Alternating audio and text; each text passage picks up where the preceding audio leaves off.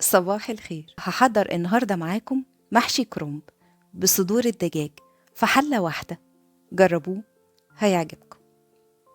أول خطوة، في طاسة على نار متوسطة هضيف 4 معالق كبيرة زيت، وعليهم 1 معلقة كبيرة سمنة.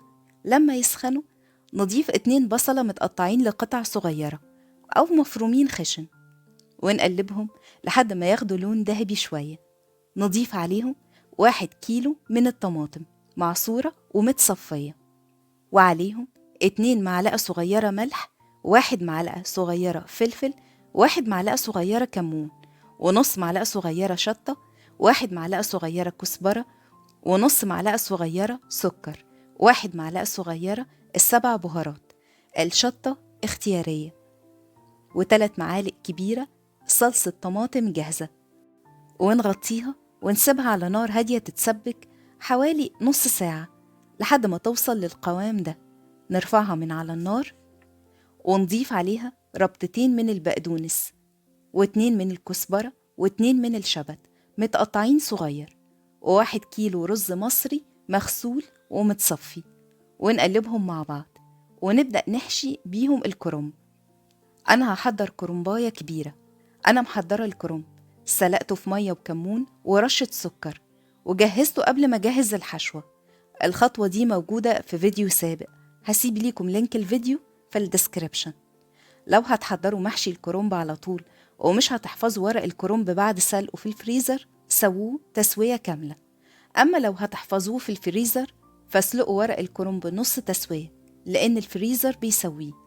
لما نحشي نضيف الحشوة في نص الورقة ونلف عليها الورقة الرول. ما تخلوش الحشوة توصل للأطراف علشان ما تخرجش بره أثناء التسوية. نخلص حشو الكمية كلها ونسيبها على جنب. وفي حلة على نار عالية نضيف 1 معلقة كبيرة زيت، و1 معلقة صغيرة سمنة، ونضيف شرايح من صدور الدجاج حوالي نص كيلو، وعليهم رشة ملح ورشة فلفل. نديلهم بس تشويحة من الجنبين، وبعدين ننقلهم لطبق جانبي، ونرفع الحلة من على النار ونضيف شرايح من البصل والطماطم، وبعدها شرايح الصدور، وبعدها نرص صوابع محشي الكرنب. نرص الأول اللي ورقها أخضر، وما نضغطش ونكبس صوابع المحشي فوق بعض علشان يكون في فراغات توصل منها الشوربة أثناء التسوية. ما نملاش الحلة للنهاية، سيبوا مسافة كافية لأن حجمه لسه هيزيد. بالنسبة لمعيار السوائل، أنا استعملت 1 كيلو رز، يعني 4 أكواب. هضيف عليهم 4 أكواب من الشوربة السخنة، مضاف ليها 2 معلقة كبيرة من صلصة الطماطم الجاهزة، وطبعا الشوربة ظابطين الملح والفلفل فيها. هنضيف على المحشي منهم 3 أكواب ونص، والنص كوب الأخير نضيفه بالتدريج لحد ما الشوربة توصل لآخر صف محشي، توصل لنصه بس، ما تغطيهوش. ونحرك الحلة كده شوية علشان توصل الشوربة لكل جزء. نغطي عليه بطبق ونغطي الحلة ونرفعه على نار عالية. أول ما يبدأ يغلي نخفض النار لمتوسطة لحد ما الشوربة تختفي شوية كده.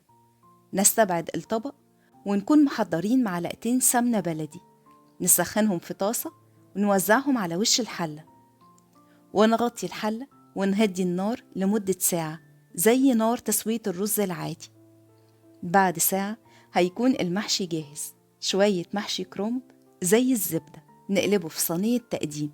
شايفين متسوي حلو جدا، والرز مفلفل من جوه مش معجن، وده لأن معيار السوائل كان مظبوط. صدور الدجاج متسوية حلو جدا كمان. الحلة اللي تستخدموها تكون تقيلة زي الألمنيوم أو الجرانيت. وبألف هنا مقدما. لو عجبتكم الوصفة اضغطوا على لايك، وإذا حابين يوصلكم إشعار بكل فيديو جديد اضغطوا على السبسكرايب وعلى الجرس، واختاروا قول أو كل.